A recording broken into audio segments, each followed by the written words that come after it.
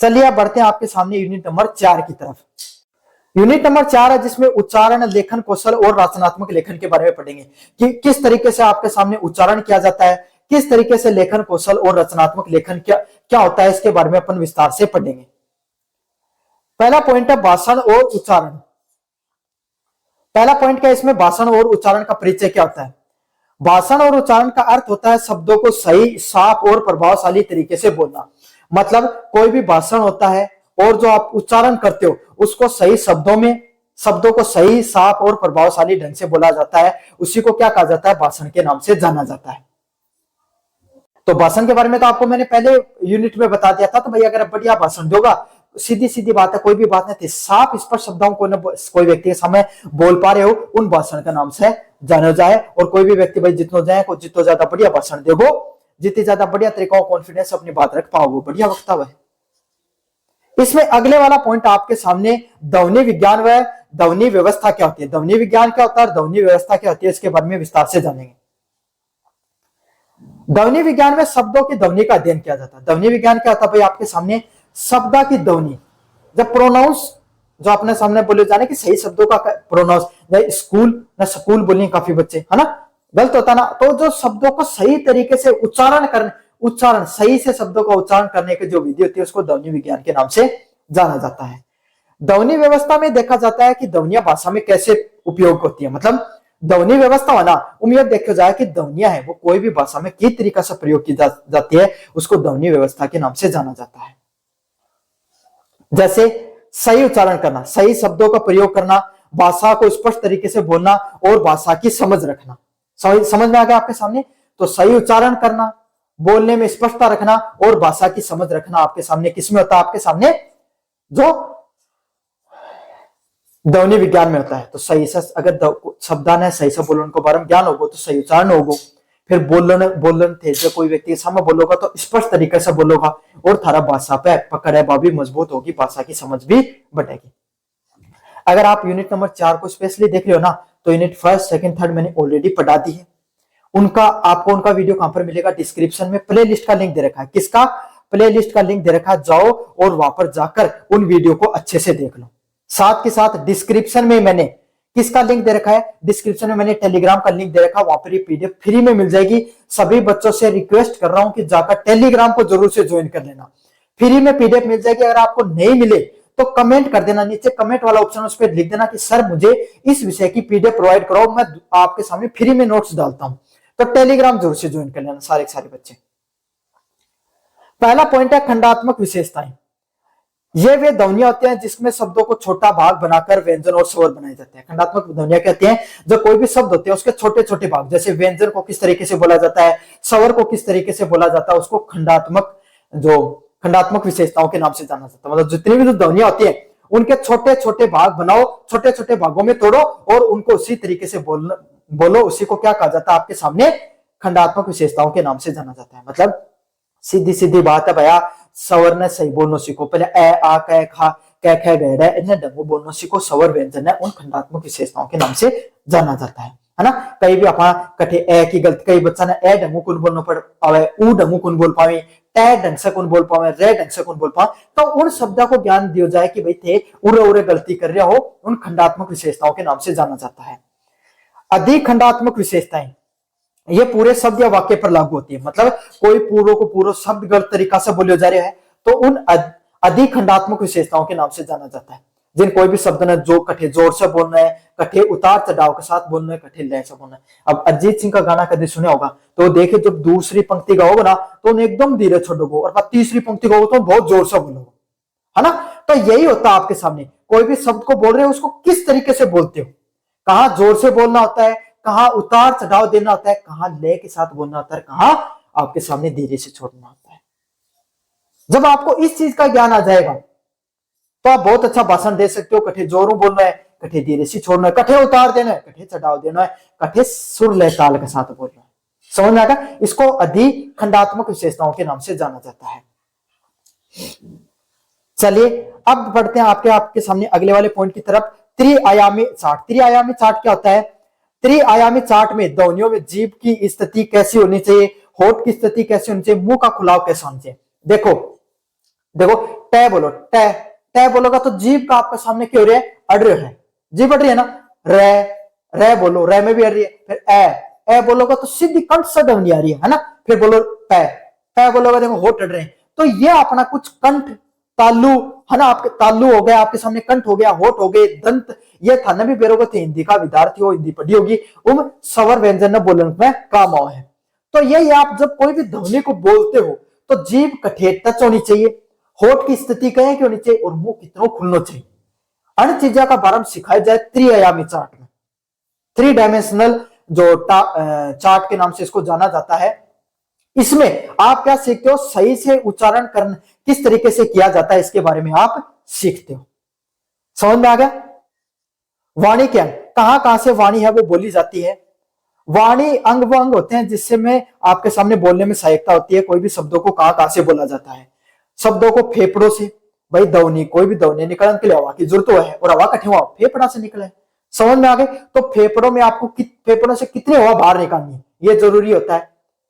बोलो तो कंठ से आपको कितनी हवा को रोकना है, कितनी हवा को बाहर जाने देना है। समझ में आ गया। जीभ है, तालु पे अड़नी चाहिए, दंत के अड़नी चाहिए, खुली रहनी चाहिए आपके सामने, मतलब एकदम स्पष्ट हवा बाहर आनी चाहिए। जीभ को कहां पर आपका टच होना जरूरी होता है। होठ, ओठा का जीभ अगर ओठा पे आपके सामने कितना स्पर्श होना चाहिए, खुला रहना चाहिए। आपके सामने ध्वनि का बारे में ज्ञान दिया है और दंत है उनका कितना योगदान रहता है इसके बारे में सिखाया जाता है। यह तो था बोलने को कौशल। अब लिखने का कौशल किस तरीके से सिखाया जाता है उसके ऊपर भी विस्तार से पढ़ेंगे अपन। लेखन का परिचय और प्रकार। लेखन कौशल का अर्थ होता है अपने विचारों को लिखित रूप से स्पष्ट रूप से व्यक्त करना। लेखन कौशल क्या है भाई, आप अपना विचार हो ना उन्हें साफ और स्पष्ट रूप से व्यक्त करना ने लेखन कौशल का नाम से जाना जाए। अब लेखन कौशल के कितने प्रकार होते हैं भाई आपके सामने। पहला प्रकार होता है वर्णनात्मक लेखन। कोई भी चीज होते हैं उनको वर्णनात्मक तरीके से बता रहे हो, आप शब्दों के तरीके से बता रहे हो। अगला है कथात्मक वर्णन, कथा की तरह है ना, बहुत लंबे चौड़े कोई कहानी की तरह आप किसी चीजों को बता रहे हो। वर्णनात्मक है छोटे छोटे शब्दों में आप कोई भी चीज को बता रहे हो, उसको वर्णनात्मक लेखन के नाम से जाना जाता है। मतलब कोई भी भाई छोटा छोटा शब्द में कहे ताबड़पणम कौन का राम आम खाता है, इस तरीके से आपको सिखाया जाता है ना, वो वर्णनात्मक लेखन होता है। कथात्मक पूरी की पूरी कहानी, जब बड़ा होगा था ना चौथी पांचवी क्लास में जब टीचर सामने बोलिया करते थे लिखा करता, उन कथात्मक लेखन का नाम से जाने जाए। तर्कात्मक लेखन कौन सा है, तर्क यदि भारत आपका सामने भारत में बढ़ती हुई बेरोजगारी के ऊपर लिखी तो वो तर्कात्मक लेखन का नाम से जाने जाते। फैक्ट आएगा है ना, साइंटिफिक बातें होती हैं, आपकी स्थिति परिस्थिति कैसी होती है उसके ऊपर लिखा जाता है, आपके नॉलेज का व्याख्यान होता है वहां पर। व्याख्यात्मक लेखन, निबंध लेखन देखे होगे थी है ना, निबंध लेखन हो ना भाई, जब निबंध लेखन सिखाया जाए तो वो व्याख्यात्मक लेखन को भाग है। कि को भाग है व्याख्यात्मक लेखन को। क्यों, निबंध में एक टॉपिक दे दिया जब बढ़ती बेरोजगारी, तो बढ़ती बेरोजगारी के ऊपर संपूर्ण ज्ञान दिया जा रहा है, उन व्याख्यात्मक लेखन का नाम से जाने जाए। लघु कहानी लेखन, लघु कहानी लेखन क्या होता है आपके सामने कोई छोटी शॉर्ट कहानी लिखना ऊपर दे दी, लिख दो भाई अपने गांव के ऊपर, अपने गांव की 4 विशेषताएं बताइए, मतलब अपने गांव के ऊपर एक पूरा का पूरा लिखे, तो उसको आप कहानी बना रहे हो, अपने गांव में कोई व्यक्ति के बारे में लिखी, तो एक लघु कहानी लेखन का भाग होता है सब कुछ। अगले वाला पॉइंट आपके सामने अनुच्छेद लेखन। अनुच्छेद लेखन में किसी एक विषय को क्रमबद्ध व स्पष्ट विचार लिखे जाते हैं। अनुच्छेद लेखन में क्या होता है भाई, आपके सामने कोई भी एक विषय पर लिखते हो तो क्रमबद्ध तरीके से लिखना। एक पॉइंट लिखा, फिर दूसरा लिखा, फिर तीसरा, फिर चौथा लिखा, उसको क्रमबद्ध लेखन के नाम से जाना जाता है। और स्पष्ट विचार भी उसके अंदर लिखे जाते हैं। कैसे लिखे जाते हैं, क्रमबद्ध लेखन में कैसे किया जाता है, आपके सामने साफ स्पष्ट विचारों को लिखा जाता है, उसको क्रमबद्ध व अनुच्छेद लेखन के नाम से जाना जाता है। अनुच्छेद लेखन क्या देखो मैं बताऊं, जैसे निबंध लेखन में लिखो बढ़ती वायु प्रदूषण, तो पहले भूमिका लिखी, फिर वायु प्रदूषण कैसे फैलता है, वायु प्रदूषण के प्रकार कैसे होते हैं, शहरीकरण में वायु प्रदूषण, ग्रामीण क्षेत्र में वायु प्रदूषण, यहाँ जो अलग अलग पॉइंट बना के लिखे हुए उन अनुच्छेद लेखन का नाम से जाने जाए। समझ में आ गई। अच्छे अनुच्छेदों की विशेषता, एक अच्छे अनुच्छेद की क्या विशेषता होती है, एक मुख्य विचार रखा जाता है। क्या होता है उसके अंदर, एक मुख्य विचार होता है, सरल भाषा का उपयोग किया जाता है और स्पष्ट आरंभ व अंत, मतलब एक स्पष्ट आरंभ करे जाए, भूमिका लिखी जाती है और लास्ट में आपके सामने अंत में क्या करते हो उसके ऊपर भाई आपके सामने अंत में उसका निष्कर्ष लिखते हो। तो स्पष्ट आपके सामने आरंभ करना है और स्पष्ट अंत करे जाओ करना है। अगले वाला है जीवन व्रत व लेखन। जीवित वर्त में लिखित जानकारी में किसी व्यक्ति अपनी शिक्षा, कौशल व अनुभव प्रस्तुत करता है।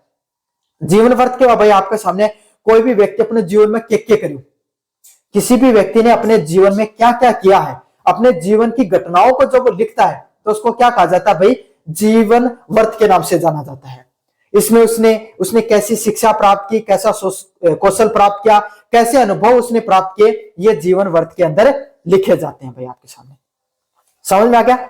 अच्छा, जीवन वर्त की क्या विशेषताएं होती है? एक अच्छे प्रकार के जीवन वर्त की क्या विशेषताएं होते हैं? संक्षिप्त और स्पष्ट होता है। वो कैसा होता है? शॉर्ट एंड स्वीट होता है। सही जानकारी लिखी जाती है। कैसी जानकारी? साफ और स्पष्ट जानकारी लिखते हो, क्रमबद्ध तरीके से सारी की सारी चीजों को बताया जाता है। भाई वो बताओगे आपके सामने कि मैं कौन से गांव में पैदा हुआ, मेरे माता पिता का बारे में बताओगे, फिर आपके सामने वो कठे से शिक्षा प्राप्त करी, कॉलेज में कठे गयो, फिर नौकरी कठे करी, नौकरी में क्या का चैलेंज है, तो हर चीज को साफ स्पष्ट और उन जीवन में क्या की चीज अनुभव करी उसका बारे में बताओगे।